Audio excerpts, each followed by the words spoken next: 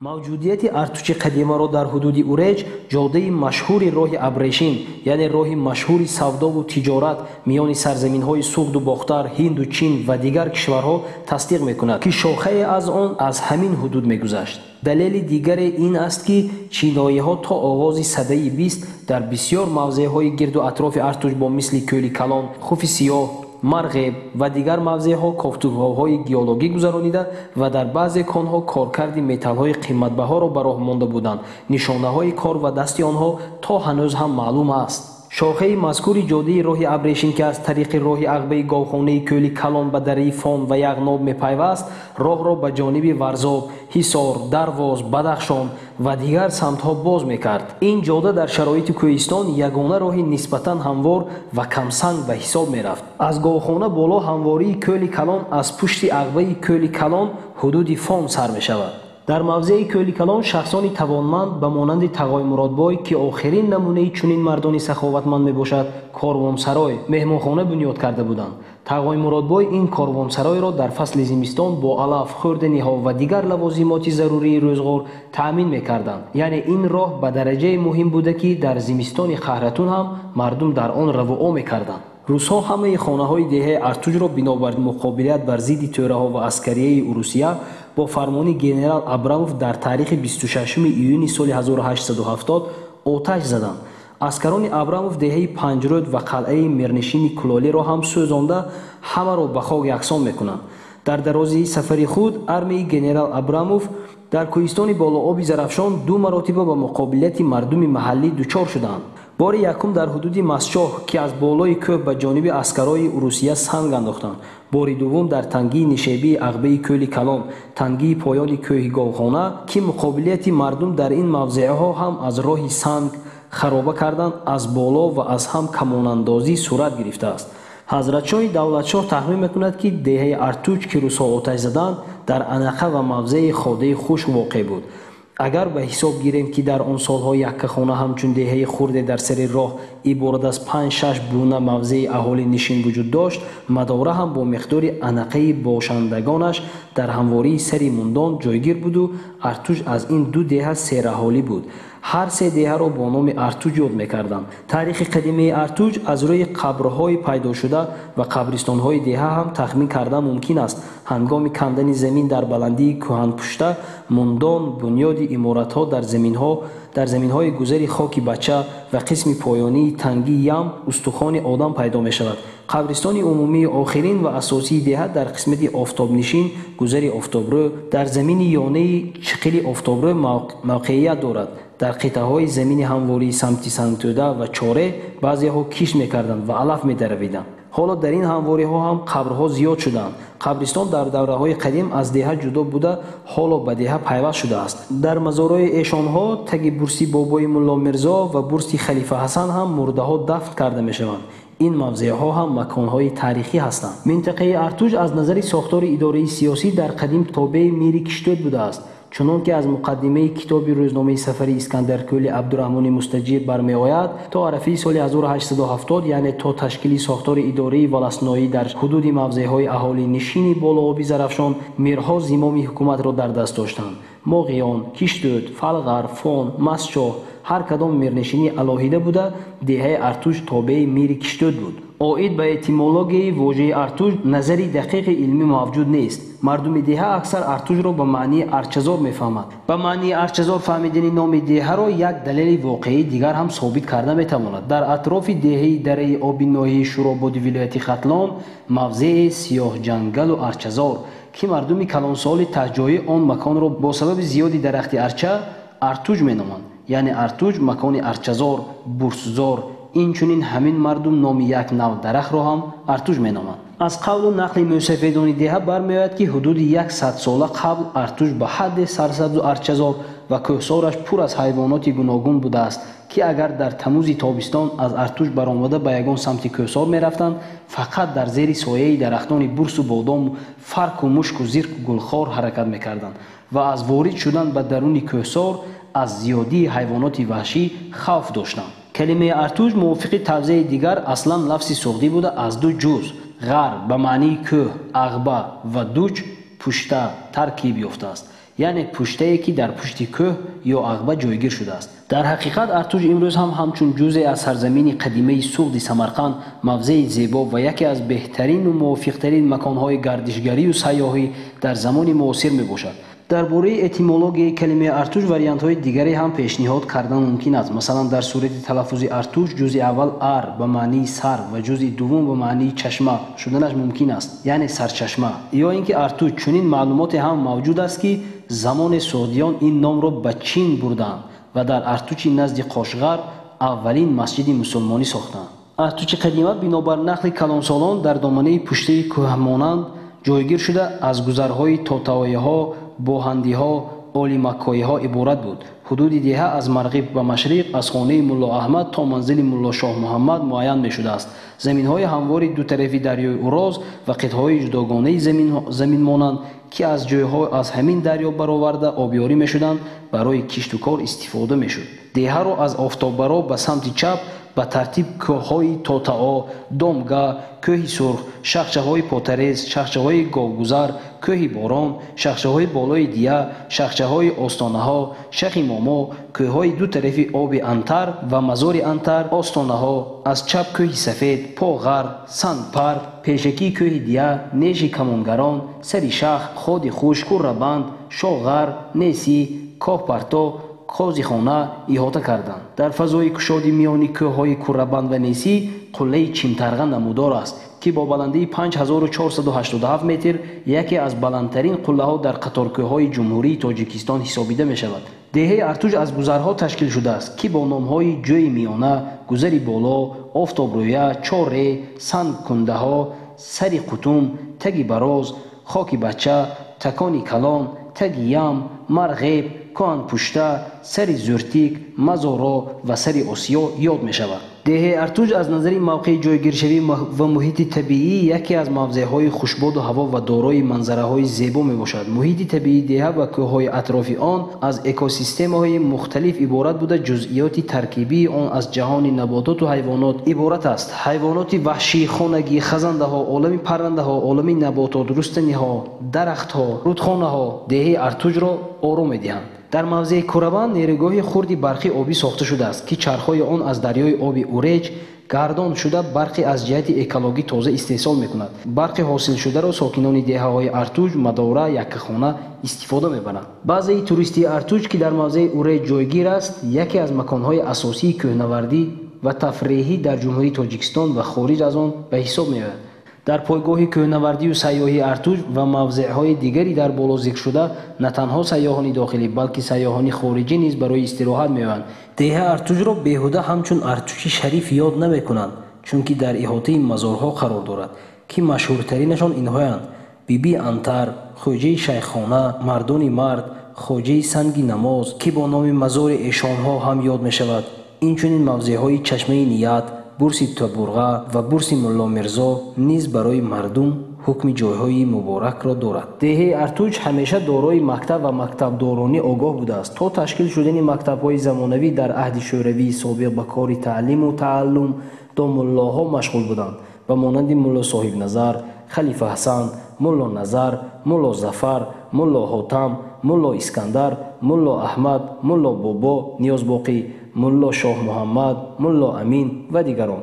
ملا بابا به صفت ولسنای هم فعالیت داشتند. مکتب ساخت شوروی در دهه ارتوج سال 1929 همچون مکتب ابتدایی تشکیل شده و آموزگار اولین آن شادی عالم از دهه پاخت ناحیه عینی و منصوروف از مردم فلغر بودند. مکتب در ابتدا خصوصیت محوی بیسوادی و فراگیری تعلیم به صنف‌های کامپلکسیانی را داشت. مکتب‌های ابتدایی اول در بالاخانه رزاق پدر دلمراد رزاق و بعد در بالاخانه ملا حقداد تشکیل شده بود. مدت مکتب در منزل عثمانبای اشوری نیازباقی هم فعالیت کرده است. مکتب دهه در سال خوانش 1967-1968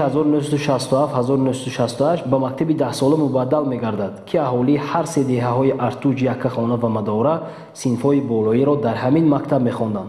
فرمان مکتب 10 ساله ماه اکتبر سال 1967 صادر شد. مکتب پیش از این تاریخ و از همان سال 1967 تا کنون همچون مکتب میانی اساسی به نام ابوالقاسم لاهوتی نامیده می شود. سالهای گوناگون وظیفه دیرکتوری مکتب دهه ارتوج را نفران زیرین به عهده داشتند: بابای مرزا، حقبردی بابا، شرافی یار، بابای رحمان قل، عثمانov محمد قل، Haydarov Yahyo, Karimov Safarali, Amonboyev Bobo, Mullo Ashur, Marinshoyev Nusrat Shoh, Mirzoyev Haqberdi, Muborak Shoh Isoyev, Boboyev Lutfullo, Jureyev Davlatboy, Evazov Maqsatullo, Yunusov Rajab, Usmonov Maqsud Jon ayni zamon sarvari maktabro Jureyev Farruxshoh ба уҳда доранд. Мардуми деҳаи Артуҷ аксар ҳунарманд буданду ҳастанд. Ҳунарҳои мардумӣ роиҷ дар миёни онҳо аз оҳангарӣ, дуретгарӣ, рағзабофӣ, намадмолӣ иборат. Яке аз ҳунарҳои маъмулии зарурӣ оҳангарӣ аст, ки мардум ҳамеша ба он ниёз доранд. این چیزا استا هم تو اندیختی چیزای قدیمی ها خیلی با تو موندگی. کدام استا اساسا ساختگی می دوکنه؟ استا محمدی. کس با تو میشن. پدرتون؟ کدام سالا کار کردگی؟ سال پیش ها؟ باز خودتون کار کرده سید؟ طلبات هست که حاضرن برای مسائل کاراتون؟ هست. дар гузашта аз тарафи оҳангарон коркарди оҳан хуб ба роҳ монда шуда буд. Онҳо аз оҳан кор, табар, теша, кафгир, оҳани ҷуфтӣ, қапқон, зин, риқоб, қулфу калид ва баъзе камонҳои аловӣ, ки дурии парвози тирашон то ба 1800 метр буд, месохтанд. Устохони оҳангарӣ аст асосан. ин ба фикрам худатон сохтагӣ нестедан бо падари мероси аз падар аз جلوی پیش از جنگ بزرگی بچینی همون در شهری ساز اینجا عمر بودن شهری ساز Özbekistan ha? با اون طرف عمره این هنری آهنگری که نبود با همه هنرها همجا سایقل دادن نامشان چی؟ محمدین استا محمدی ها؟ پدر ما شهری ساز همه غیلان خیلی بعد اونجا دو ویلا گشت اومدگی یکیش تا فرزند بعد زنو که خزو کردی بعد مادری ما یکیشی مادری ما 12 فرزند مادرتون همینجا بودن؟ مادرم از همینجا بعد برای فهمیش هم استا شما خودتون نامتون چیست جان؟ نور محمد استا نور محمد برای فهمیش هم با سیاه‌های هم سرکار دارید نه؟ اساسا همینجا دیه ارتوش دیه ارتوش همینجا سرکار با سیاه‌ها هم داریم حاضر همین طلباتی مسئولیتی که شما میسازیدون طلبات هایی هم هستید؟ تبر دوست طلبات هستید؟ خر نکنی اسب نال برای اسب و خر طلبات گنجیدگی نه؟ نه حالی دستکار هست همین پیش همین نام خورده گشتگیم چند سال باز کار میکنه؟ من 42 سال باز اینجا نبوده همین هنری آهنگری کار میکنم این همون سیستمی انگشتی کومر خدی دوستا یک جان تشکر مایل رحمت برای شما بازار رحمت دوستا ساکنان برومند ارتوچ یکخانه و مداره در جبهه‌های جنگ بزرگ وطنی کارنمایی‌های زیادی کردند. در دهه ارتوچ عین زمان 4 مسجد موجود است که 3 تاش نوبنیاد بوده در گذرهای خاکی بچه 4 سری زورتیک به ترتیب ذکر شده با ابتکار محمد قلی احمد حسینبای سفربای و شریف نور در دوران استقلال ساخته شده است. این مسجدها 5 وقته بوده. مسجد اساسی و جامع مسجد واقع در موضع قدیمه توتی محمد رسول می باشد که تاریخ دیرینه دارد. مسجد مرکزی دهه ارتوچ با نام ارباب محمد شریف نامگذاری شده است. این مسجد تقریبا تاریخی بیش از 300 ساله داشته در آخرهای عصر 17 بنیاد شده است. مسجد را یک استا از استرافشان ساخته است. بنای مسجد از نظر طرح معماری به مسجد دهه در دری ناحیه عینی مانند است. یک نمونه دیگری چنین بنای مسجد در یکی از دهه‌های ناحیه مسجد کوهی هم هست که هر 3 بنا از جانب یک استا بنیاد شدند. با سرداری ارباب محمد شریف در عصر 18 ساخته سالهای 1960 سالهای 1980 با سرداری داملا بیگ محمد علیه رحمه بیلبای شکور استا خدیر محمد شریف همشون خدا رحمت کنه مردگی قسمان تعمیر کرده شد. سالهای 2005 2007 با سرداری داملا فضل‌الدین استاها بابا جان فیض علی عبدالبصیر مجیب الله و استا خاتم زیبانی و فرزندانشون و دستگیری به واسطه جوانمردان سخاوت پیشه ارتوش پره تعمیر و وسیع کرده شد. مزدکار نیکوان ضایع نگردد نزد حق لا یضیع الله فی الدارین اجر المحسنین. در دو دنیا خداوند پاداش کار نیکوکاران فراموش نمیکنند نابود نمیکنند نیست نمیکنند. سلام باشید. و سالی چند افتاد اونجا شد داملا؟ عصری 18 یعنی عصری 18 با این 1700 و چند میشه ها؟ همین خیلی ده اخیرای از هم 700 چند دیگه اخیراش شده 780 هم خیلینده هم خیلی تقریبا میگردم هم داوری من وای کردگی بر ایمان کردم 200 سال شدگی باز چه خرید اول من همون ارباب محمد شریف من همین ساختگی فقط درون من همین درون به ایوان گاشته یک فرزندشون نیازباقی میگن همون نیازباقی من این بیرونه من همین ویش ساختگی من خودی همین بیرون دیدم من همین ایوان ساختم ایوان فقط همین ایوان من اینا بود بعد گردش شد پنجره های برسینی خوشرو داشت همین پنجره من اینجا زدم بیرون تازه کار زدم اینا فرزندشون اشوری نیازباقی میگه اما آدم من تا خودی من اینو رشوتکای چا ببین خوش رو بود مایده مدرسه عجایب و من اینو من بالا بزدم هم بهش راست لایس کرده بالا بزدم انا گشته بعد من تفسیر که شدگی هم اخیرا شدگی نوایی که بیرون هم اینا الحمدلله که با دستگیری مردم خیلی ما کردیم حاجی فضلی خودتون خودم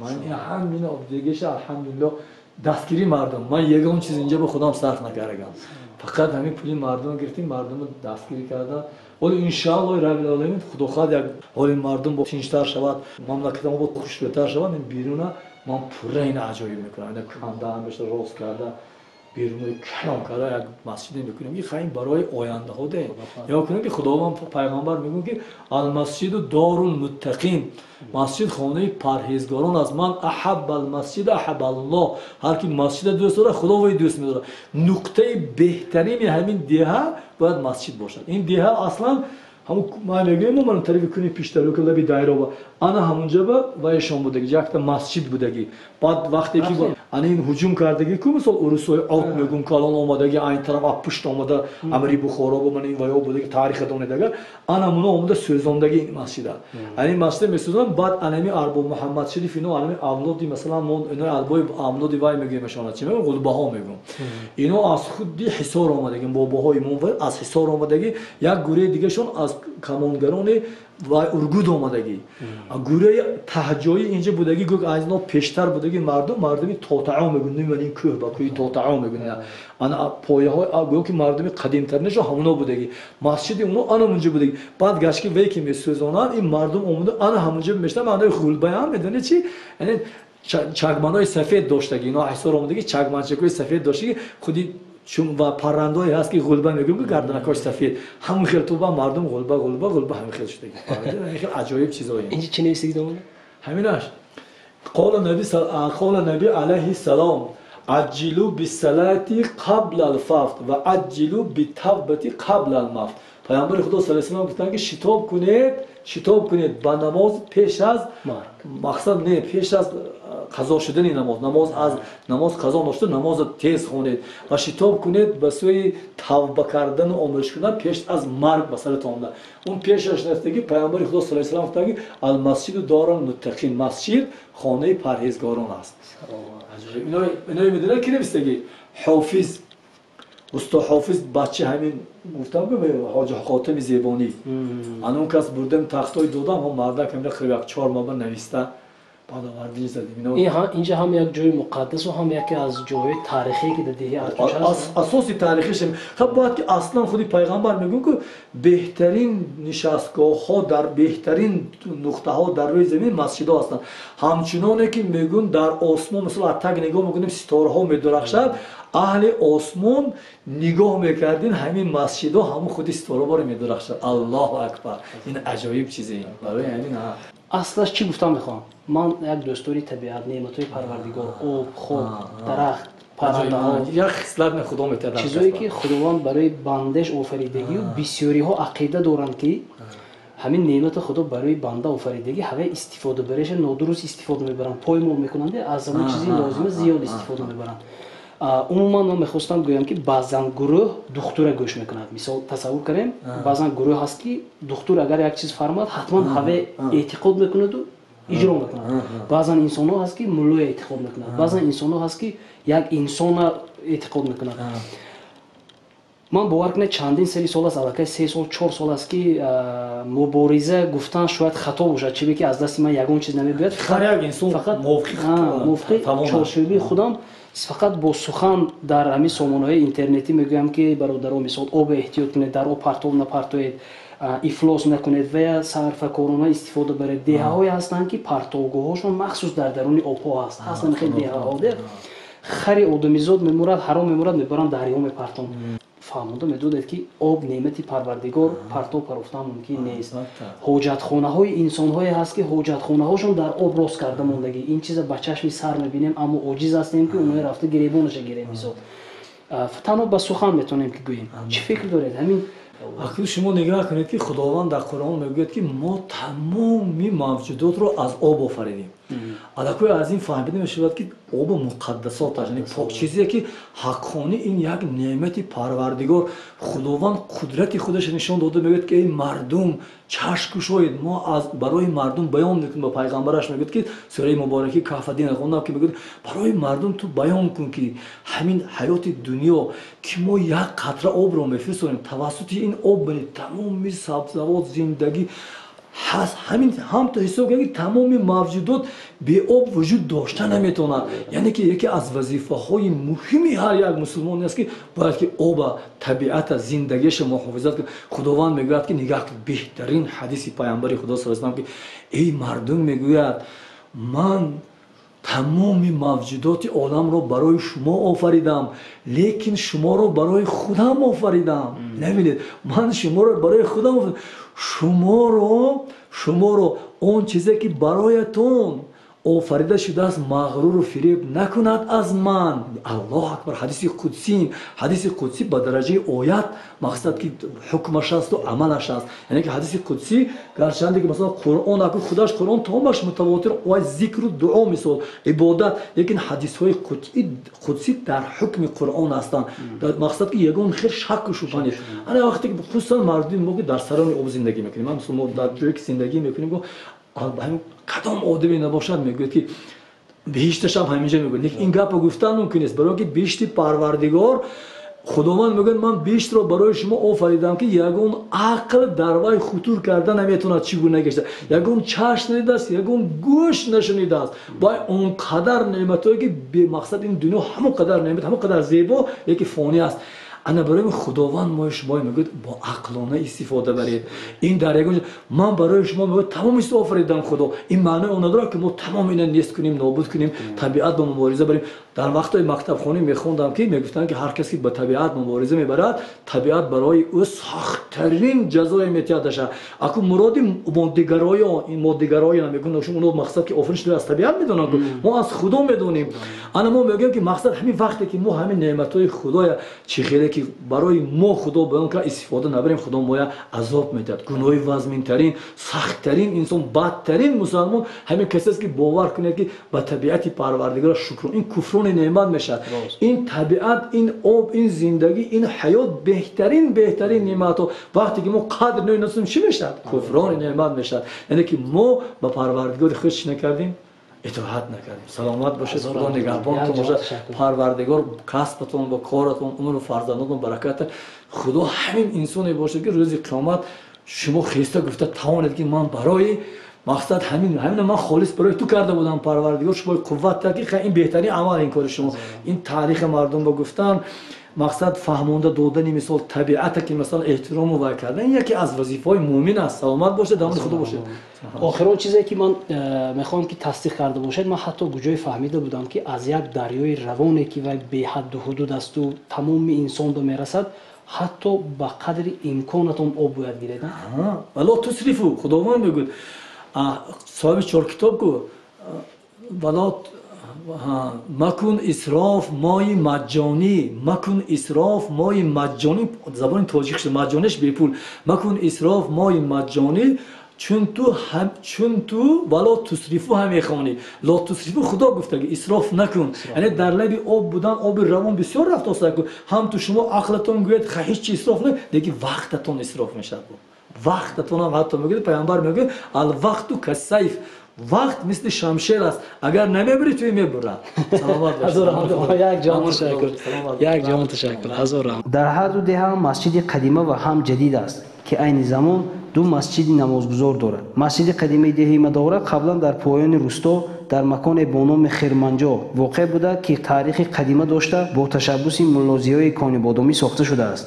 ин масҷид бо амри генерал армияи подшоҳи рус Абрамов аз тарафи ҳайати экспедитсияи ҳарбии вай дар соли 1870 сӯзонида мешавад. тақрибан баъд аз 10 сол дар аввали солҳои 1880 дар фарозе аз Мадора мардум масҷиди ҷадиде месозанд, ки дар сохтани он худоидоди Иброҳим ва Амонбои писари Мулло Ашур нақши асосӣ доштанд.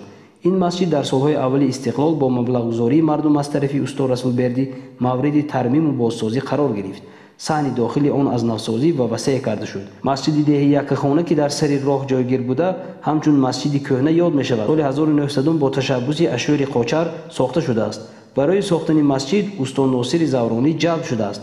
Ашӯри Қочар солҳои 1917-1919 валасной буд. масҷиди ҳозирии деҳа, ки дар сари Қӯруқ ҷойгир аст, бо ташаббуси Алишои Бурҳон сохта шуд. дар ин масҷид вазифаи имоматӣ ба ӯҳдаи Назирбеки Аҳробек вогузор шудааст. азизои дил, аз зохчахона нишеб шудем. акои Наҷмиддин беҳад миннатдор ҳастам. дар ғайб ба шумо мегӯям баракат ёбанд. ҳазор раҳмати калом. як ҷаҳон ташаккур. бо поинтар фуромадем. ин боғое ки дидед, акун холе навор накардем.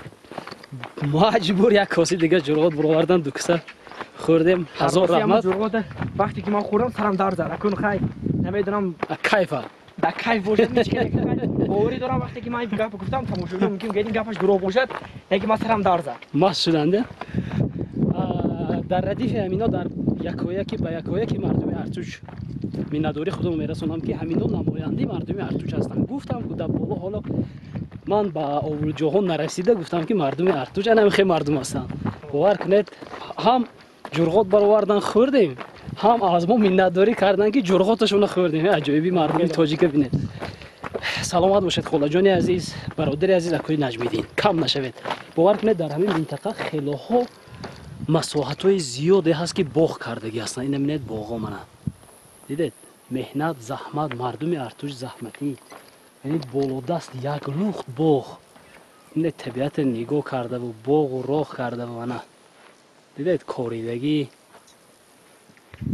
ман хурсанд ростигам.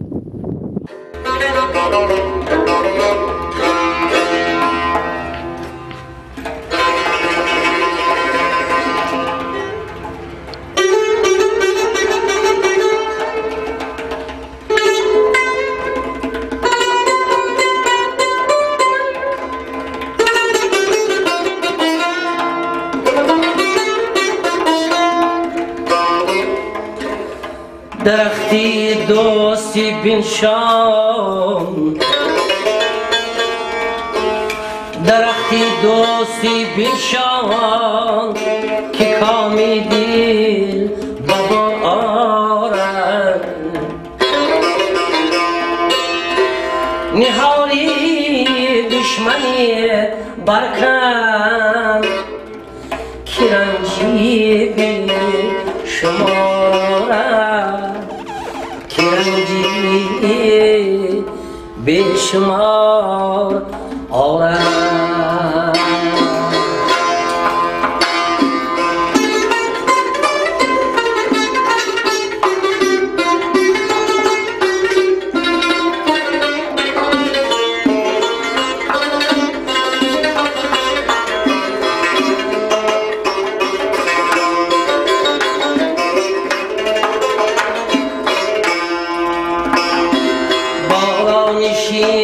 اگر شود نادان علم کند،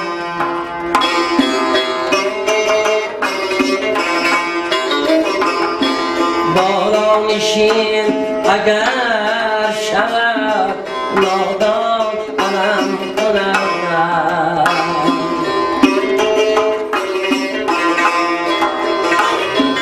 آخر بروی رشد یا علم کنم،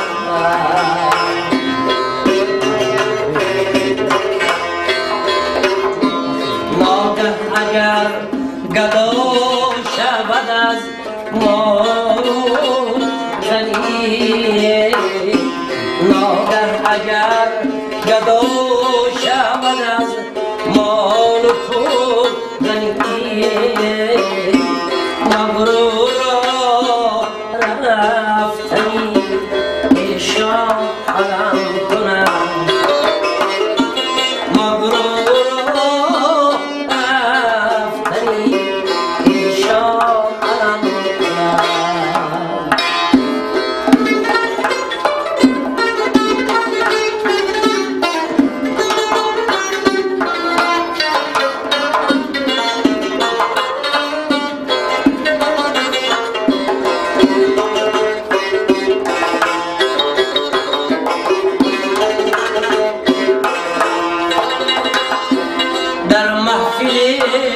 که عالمی آنجا نشسته است بیهوده وزی خالی چپان علم کنم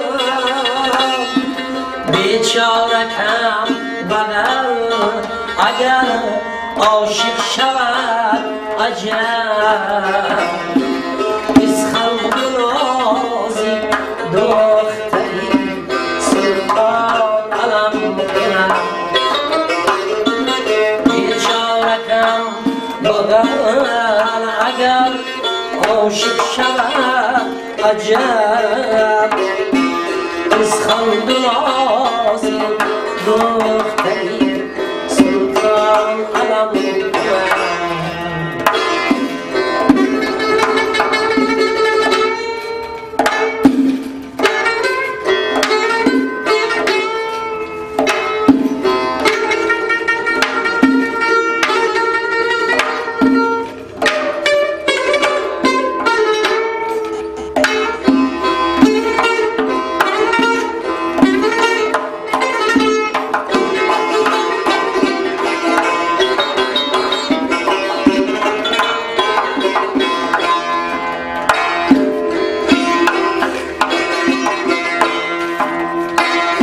نادان را چی میکنی رحمی برادری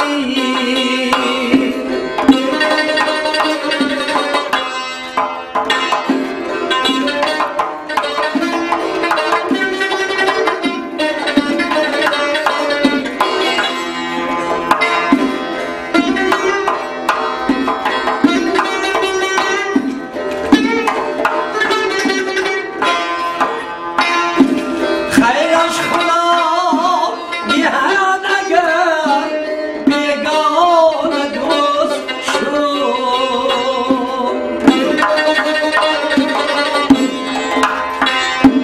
بیگانگی نمودنی یاران علم کنده سروا دریم که این جهان پر درد و غم بوده است الگاه غم و گردنی انسان علم کند بیچاره کم بغل اگر عاشق شود عجب اسخند و نازی دختری سلطان علم کنم ناگه اگر گدا شودم مال خود غنی مغرور رفتی ایشان علم کنم نادان علم کنم نادان علم کنم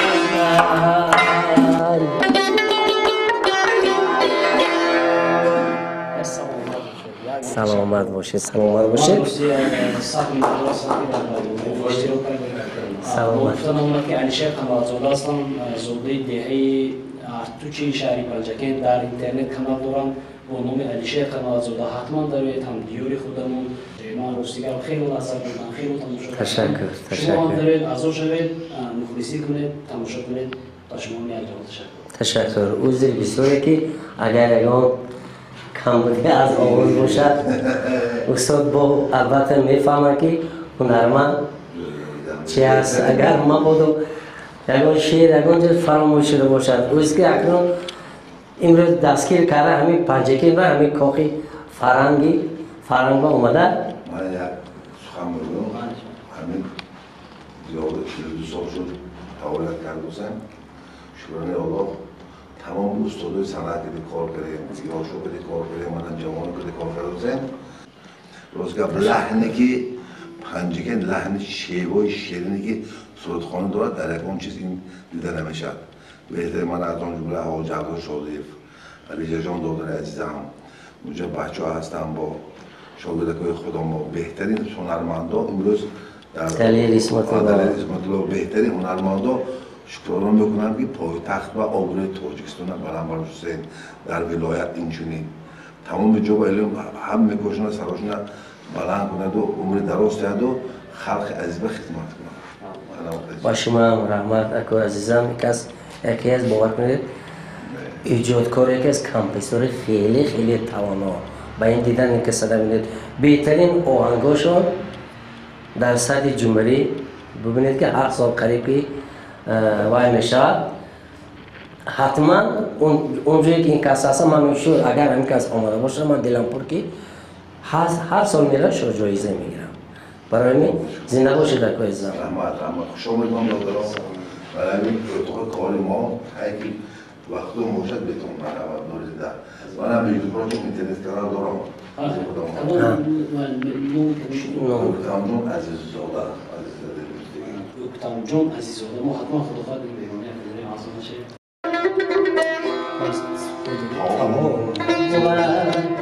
در حواسی روی تو باشد خاک شم خاکی سری کوی تو باشد